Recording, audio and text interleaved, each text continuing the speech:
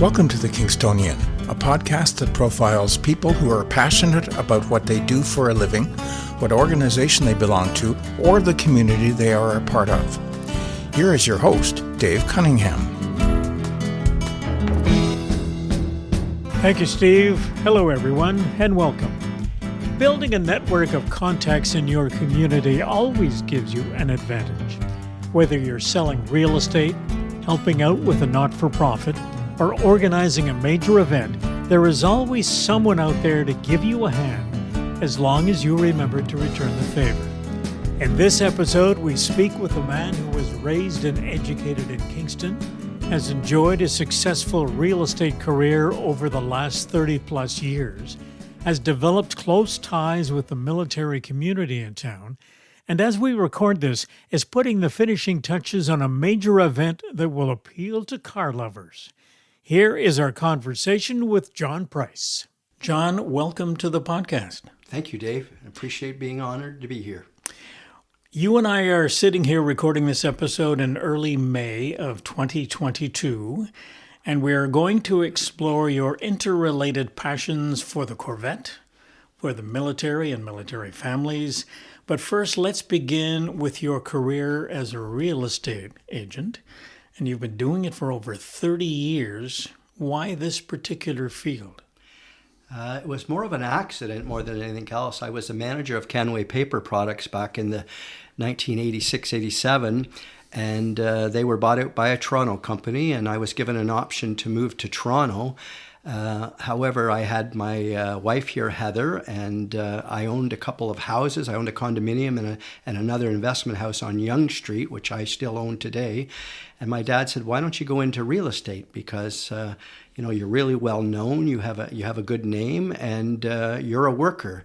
I guess the rest is history. So this June, I will be my 35th year in real estate, and I've been very successful, and I've been very fortunate. Many years ago, I teamed up with Green Homes and helped them sell, when I was there for 24 years, 884 homes. And real estate is actually what got me into helping military. I was a relocation agent for the military, like many good real estate agents in Kingston. And I met many of my military friends who, to this day, yes, they're retired, but we're still friends. In fact, even today, I have a 2-star general coming for a barbecue today at 3 o'clock from Ottawa. So it's been very rewarding. Did you ever think of something else besides real estate when you were contemplating a career change? What would you have done differently if you weren't a real estate agent? For a very brief moment in the 80s, I thought about being a politician. I ran for city council in 1982 and 1984. In the 84 election, I went into the second last voting, 121 votes ahead of the incumbent, that was the Lake Gord Travers, in the Victoria ward by Victoria Street there. And even Mayor Keys says, this young guy has beat him, it looks like. And they wanted to do a CKWS interview in Memorial Hall. And I said to him politely, "No, I think we have to wait here. The last poll to come in happens to be where his store is, and he will lock that up." So when the votes came in, I had lost by 17 votes. 17. So, yeah.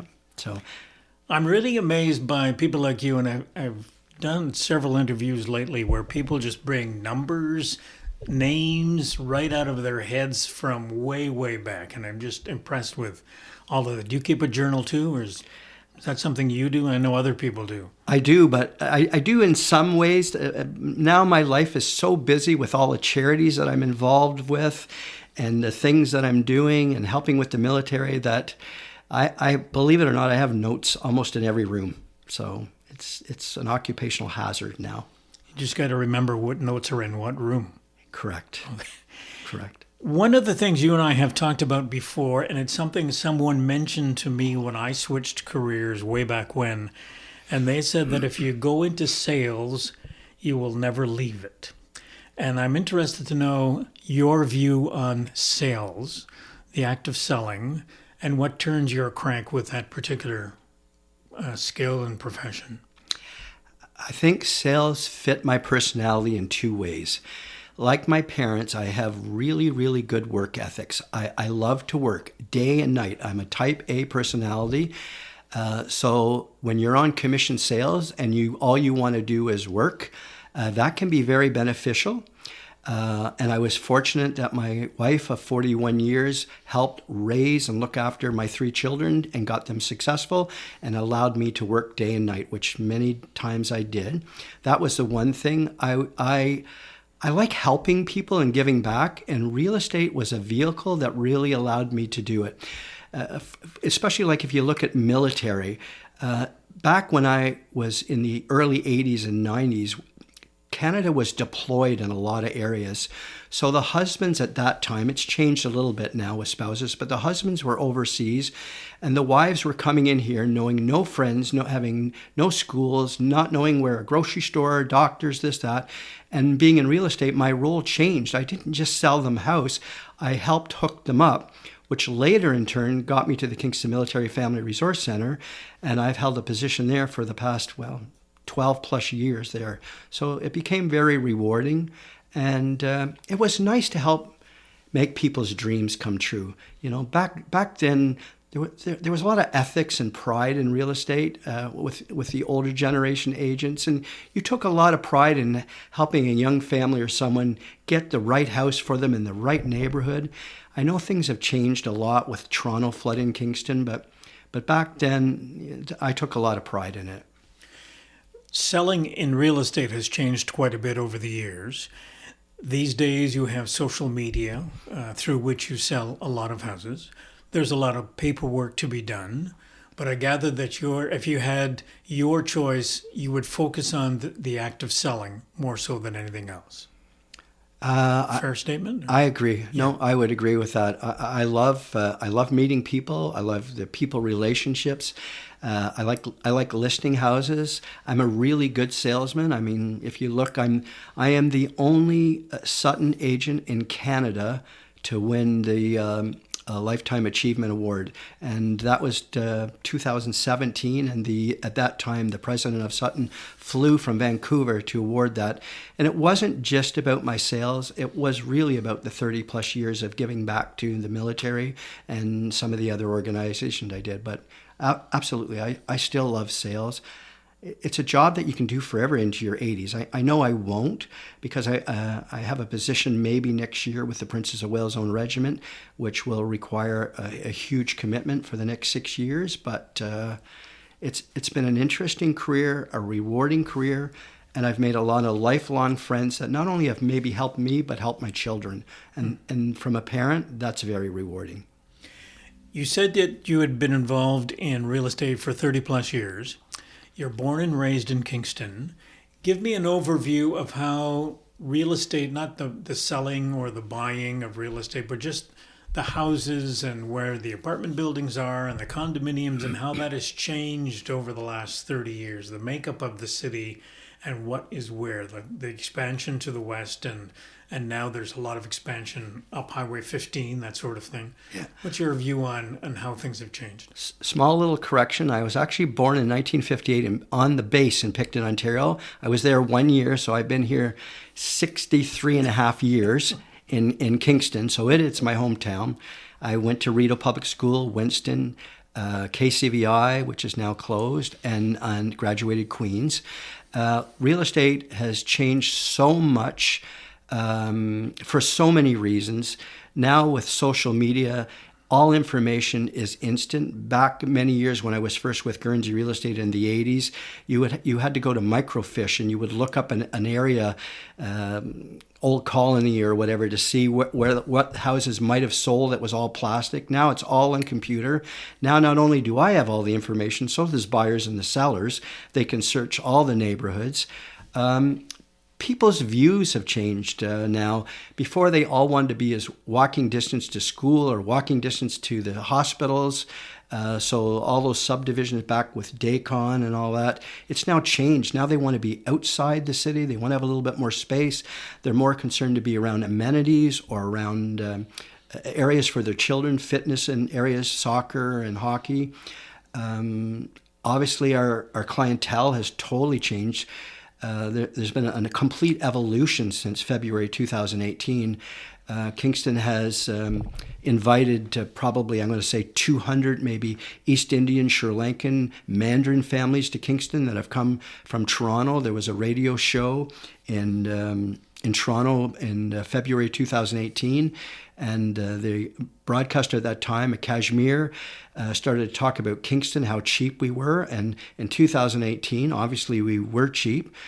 Because real estate prices in Kingston since 2018 have gone up $200,000 a house. And that is mostly, I think I'm honest to say, mostly because of Toronto's demand to come to Kingston. We had no crime, no COVID, and they thought our house prices were cheap. That's been exciting, but in many cases it's hurt a lot of the people here because if I made one statement, it would be the middle class here no longer can afford to buy a house. And that does trouble me a lot.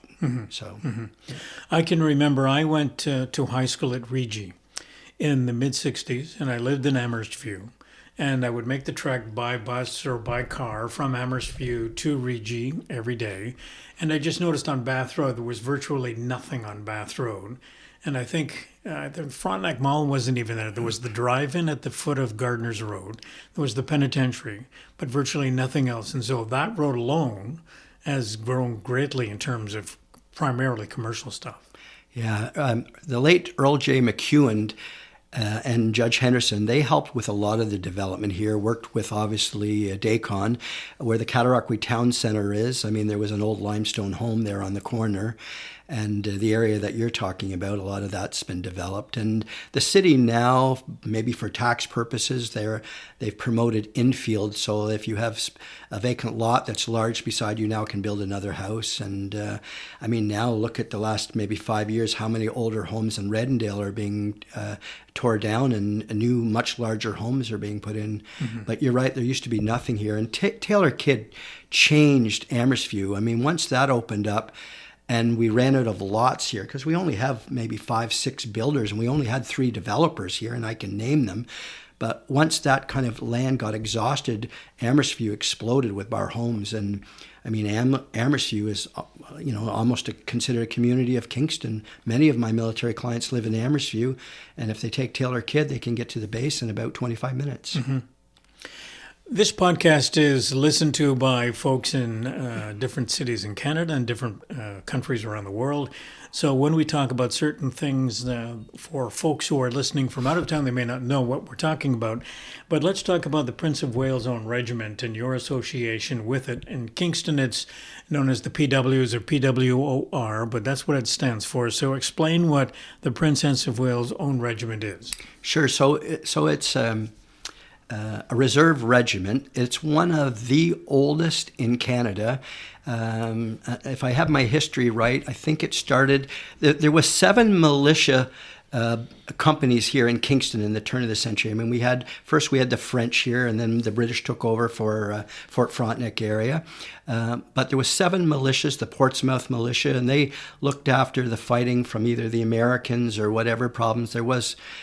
Some other interesting there. And around 1863 is when it was actually formed, and there was the 20th Battalion, the 14th Battalion, and they lost 176 military people in World War I, and we honor that on the Vimy parade that we have that was a few weeks ago, and we named the 176 18, 19, and 20-year-olds that lost their life.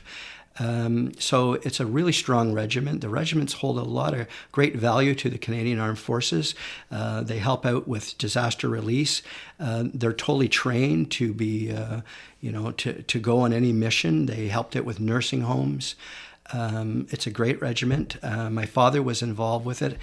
If you look historically at Kingston, Ontario, and you look at most of the prominent names historically, they all either served or worked with the Princess of Wales' own regiment. From Britt Smith, the Cunningham, General Cunningham, Pollitt, doctors, lawyers. The late Colonel A.H. Fair. He owned the Hemlock Park where the Fairmount Home is. He owned Hemlock Dairy, which served ice cream during the war year. Kingston's connection with the Princess of Wales goes back, 200 and some years. It's one of the few armories in Canada that actually has the Victorian's Royal Seal on the building. And they train and active young soldiers, and it's a great organization. And don't want to jinx myself, but if the Minister of National Defense, if she signs my application here fall of this year, I will be the next honorary Lieutenant Colonel next January of the Princess of Wales Own Regiment. And it's not just an honor and a privilege. I'm looking forward to helping the regiment evolve the way they are and continue to contribute with the City of Kingston. They have a phenomenal museum where it's under renovations that we hope will be open later this fall or the spring. And they have an outstanding pipe and drum band that will be expanding and doing more community engagement here in the coming years. Did your association with the military and military families basically start by helping people relocate when they were posted here? That is correct.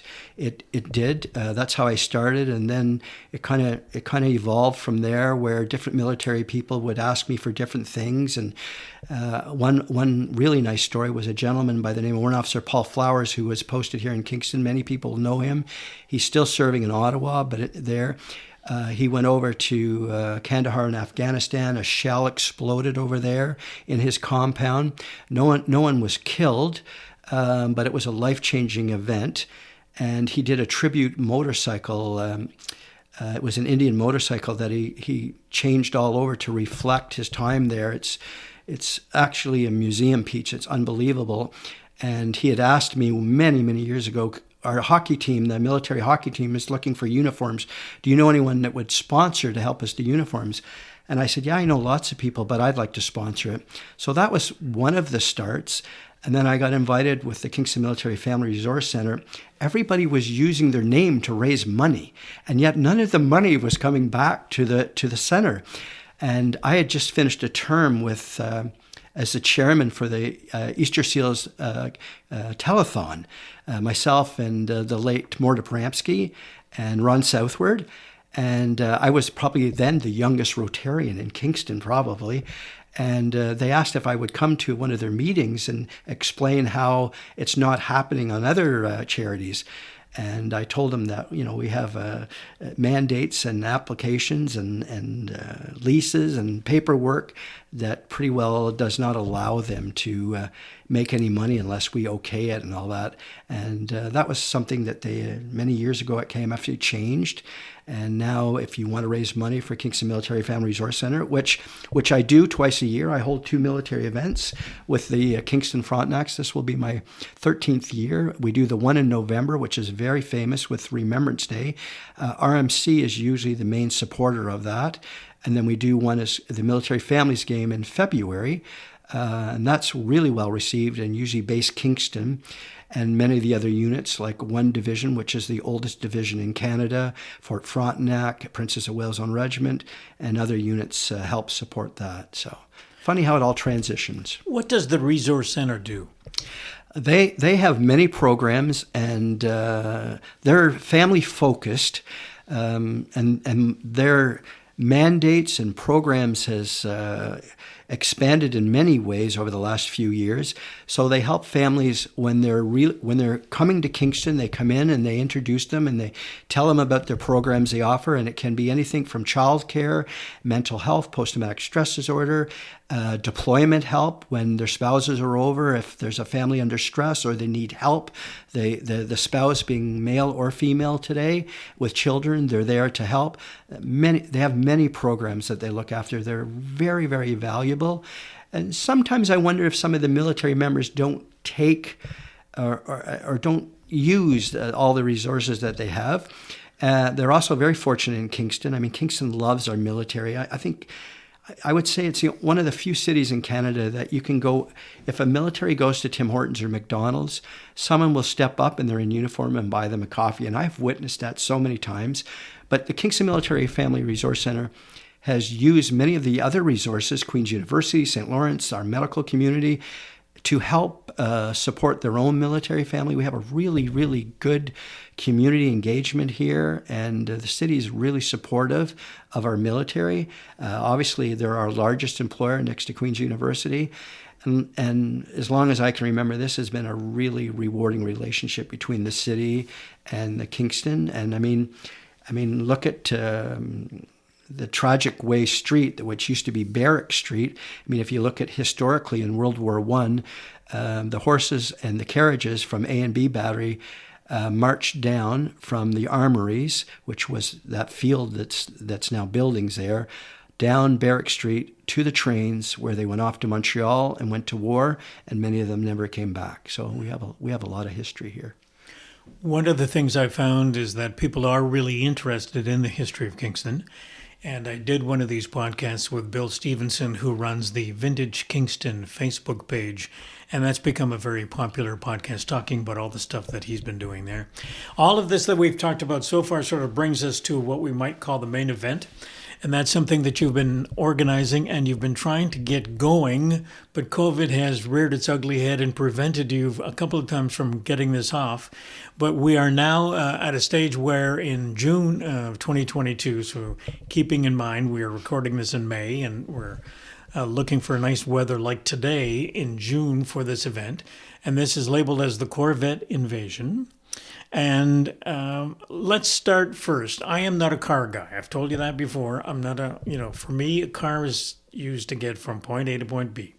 But you are a fan of Corvettes. What is it about the Corvette that you really like as a car? I actually, Corvettes, I've become more and more involved, and I've become more appreciative as the newer cars. And yes, I own a 1958 turquoise one, which obviously I love, but it drives like an old truck. But the thing I like about Corvettes is the engineering and the materials to build today, the composites, the aluminum, the mileage that you get. My newest C8, which is my second one, I can drive it on the 401 anywhere from 100 kilometers to, even if it was 130 kilometers, I know that's illegal, but at four-cylinder, the fuel savings is amazing. GM is so focused on producing not just sports cars, but cars that are efficient and lightweight.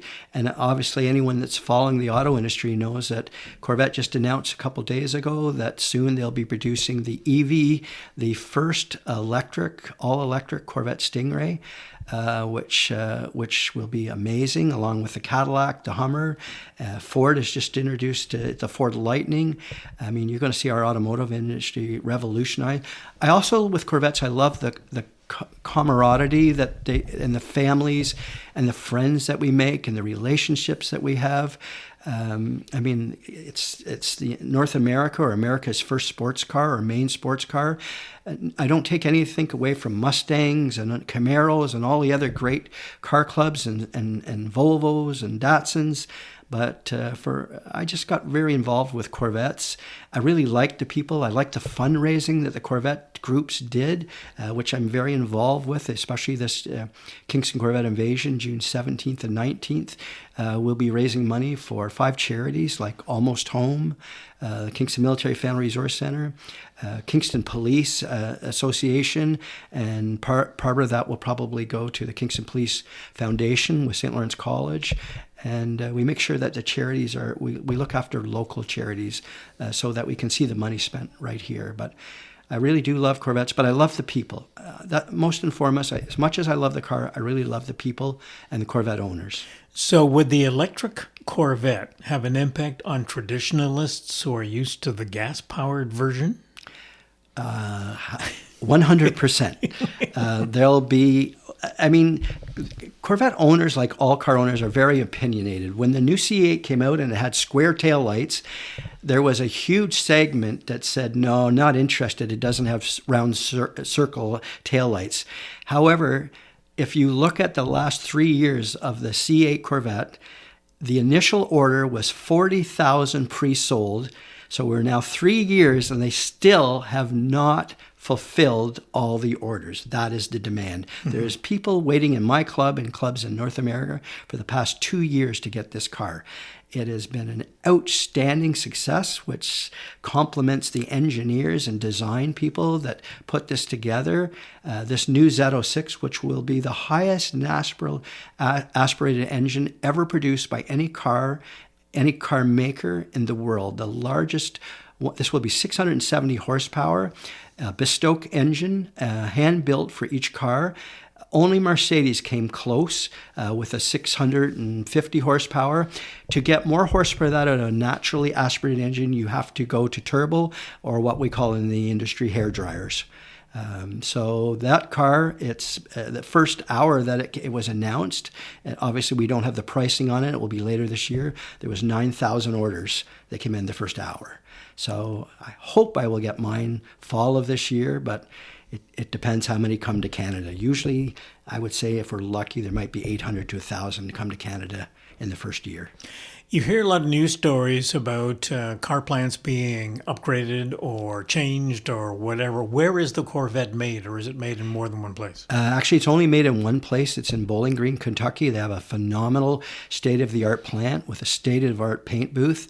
There are some parts that are made. I believe there's a few chips made in one other place. I think there might be some small parts made maybe in Mexico. A lot of the carbon fiber parts, though, are mostly made in the United States. Corvette really does boast that most of their parts are, if not all their parts, are made in the United States. Now Canada doesn't make any parts for the Corvette, but we do play a part in it. In fact, Oshawa has a truck plant, which is Canadian leadership of GM. There's the EV, electric vehicle test track in Oshawa, which is maybe one or two in the world. So a lot of those electric vehicles will be secretly tested there, which is pretty exciting. And GM Canadian leadership, they're really amazing. We just had a new president promoted there. Scott Bell has gone on to the EV, and we have our first Canadian female, Marissa West. Really talented, professional, able lady who's now will take the reins for GM Canada. And I'm pretty excited to say that both her, the vice president, and all the executive will be coming to the Kingston Corvette Invasion.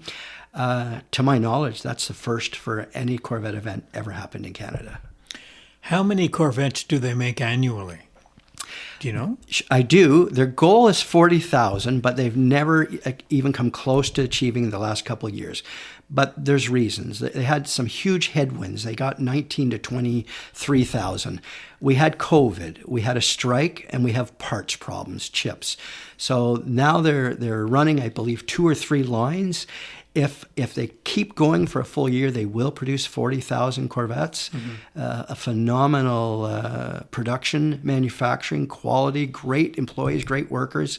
But unfortunately, the last few years, COVID and supply chain has changed all the automotives and all suppliers. Yeah. None of us are new to this. It doesn't matter if it's hot tubs, pools, wood. You can't get anything today. Yeah. So. Yeah. Yeah. The invasion takes place, as you mentioned, June 17th to the 19th.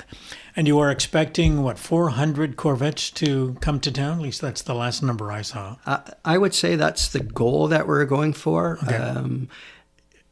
This is our second one. We had one in 2018 in which we had I guess probably maybe 180, 200 Corvettes. It was so successful. The economic impact for the city of Kingston, it was so successful for our first try that we received a notice from the city of Kingston that economically we actually beat the Thousand Island Poker Run, which has been a really well-received event every year. And Heather and I said we would never do it again because the work was beyond crazy. And somehow we had so many emails come to us, we thought we would do it again in 2020. We had it all set. We had the dome rented. We had an F-18 Hornet jet doing a display on the Friday night. We sold out in weeks with all the people's deposits. And then COVID hit. And since then, we've had to redesign the event almost 3 times. We're going to the Ambassador to have our gala and parking there. The Ambassador was sold to the Hilton, and they're now renovating it. We were also going to the Ramada. It was sold. So the Dome, because of COVID, the military still could not give us permission to have 700 or 800 people inside the Dome because of just the fear for COVID. Yeah. So everything changed. But we were very lucky. Kingston Accommodation Parties, the city of Kingston, approached us maybe last August and said, have you ever thought about St. Lawrence College, their new gym? And I'm going to be honest, my comment to her says, no, I'm not holding this event at St. Lawrence College in a gym. And she begged me to go look, and I want to be honest, I went to look at their new facility, which was built in 2019, and then COVID hit them. I walked on the second floor, looked down at this brand new gym and this huge convention center with the 3 big screens, and my jaw dropped. I looked at my wife and I said, how many people does this hold for dinner? She says, 1,200. I just said to Heather, oh my God, we found our place. And they've been so fantastic to work with. We're going to have 650 people there for dinner, including all of GM leadership, YouTubers, Corvette magazine people. People are coming from 4 provinces, 4 U.S. states.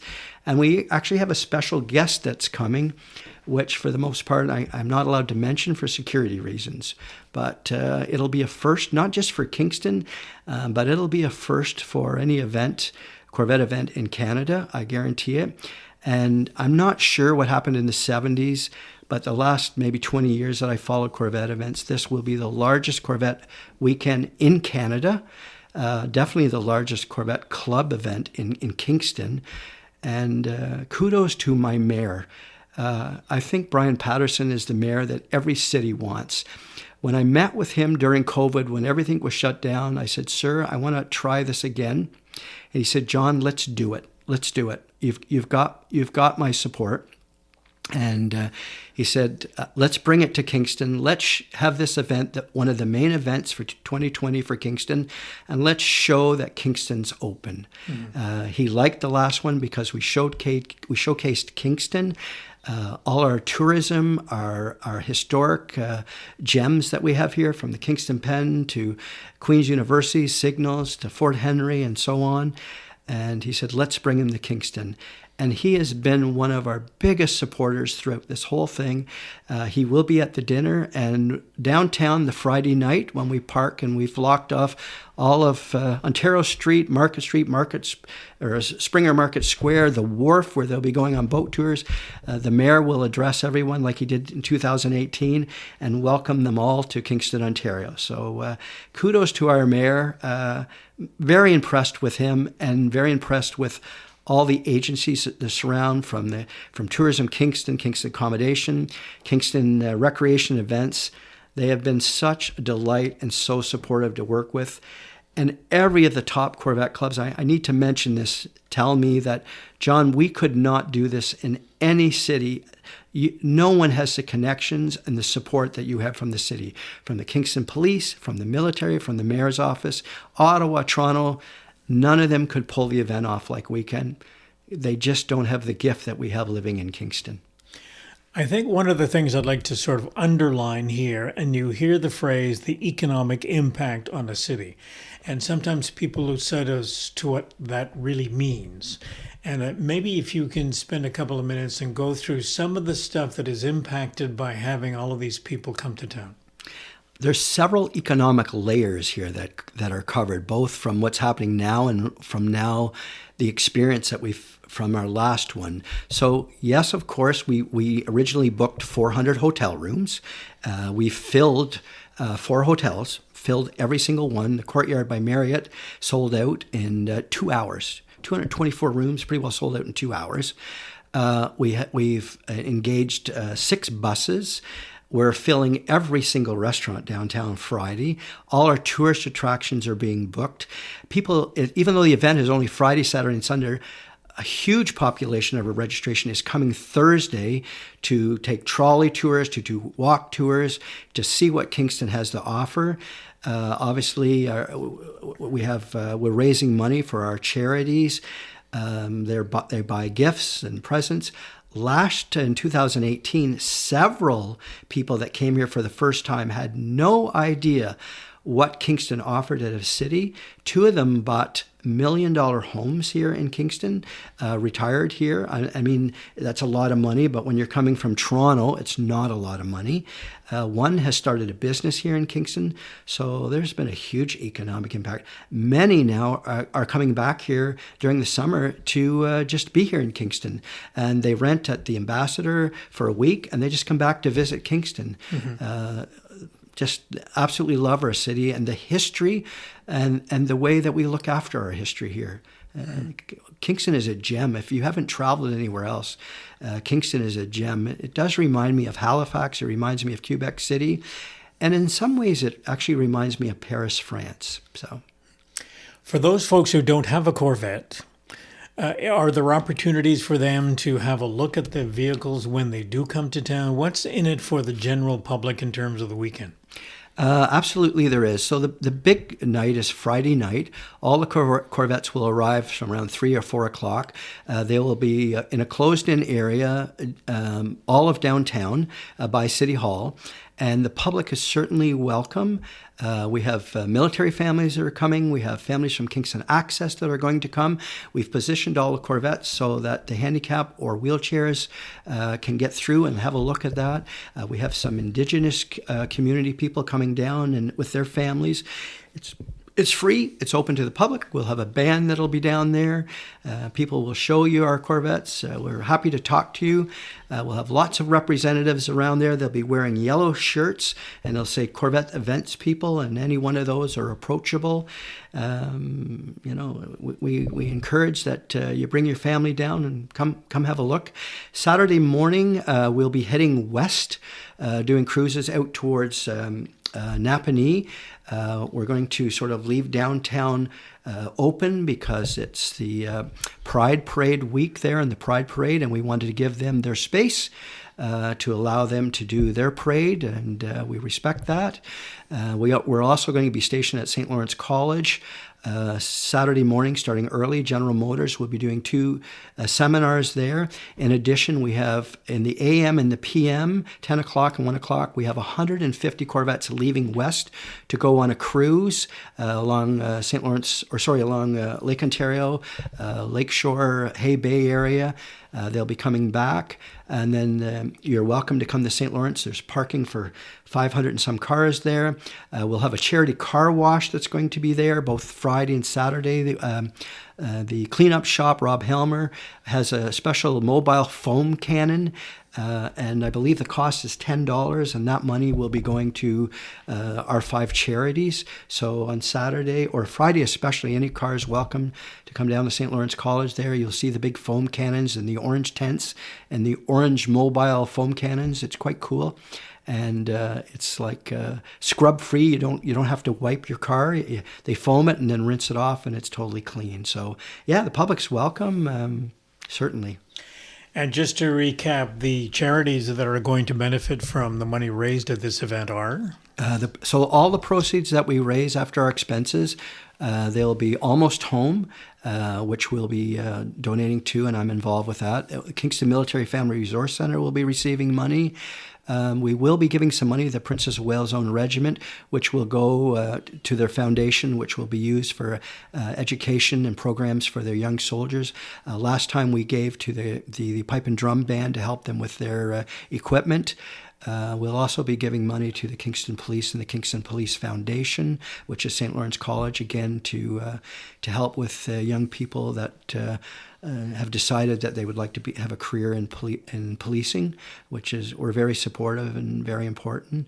And Kingston Police, I have to give them credit. The traffic unit, again, this year will be helping us safely move 2 miles of Corvettes around the city. So. And for those who may not be aware, Almost Home is like Kingston's version of a Ronald McDonald House. It sure is. For families that have kids and getting treatment in the local hospitals. Correct, and that need accommodation and help. And what a terrific organization. I met Sam McLeod a couple of years ago there when our club did a fundraising and went to I guess it was a charity dance, And it's funny how Kingston, we know everybody. And I sat at the table with Todd Shea of McDonald's. Carico was there as well. And it's funny how our charity organizations cross path with everyone. I mean, Todd Shea from McDonald's is also a big contributor of the Kingston Military Family Resource Center and the Kingston Military, as is Carico. So here we are all in the same room, and we all have the same interest in giving back to Kingston and many of the local organizations.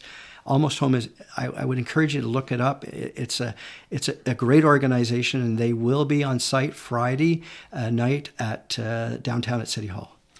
All worthwhile organizations, and I wish you all kinds of success with your event in mid-June, and thank you very much for your time today. Thank you very much. I hope the public comes down to see it. It is the largest collections of Corvette Stingrays ever in Canada, and I am telling you, it's a one and only time that you'll see this. This event probably will not happen in Kingston again. It's been a huge undertaking, and I just can't see it us being able to put this together again. So please don't miss this opportunity and bring your families down. Thanks, John. Thank you. Our conversation with John Price was recorded in early May 2022. The Kingston Corvette Invasion 2 is scheduled for June 17th to the 19th. The theme music for the podcast is Stasis Oasis, written and performed by Kingston musician Tim Aylesworth.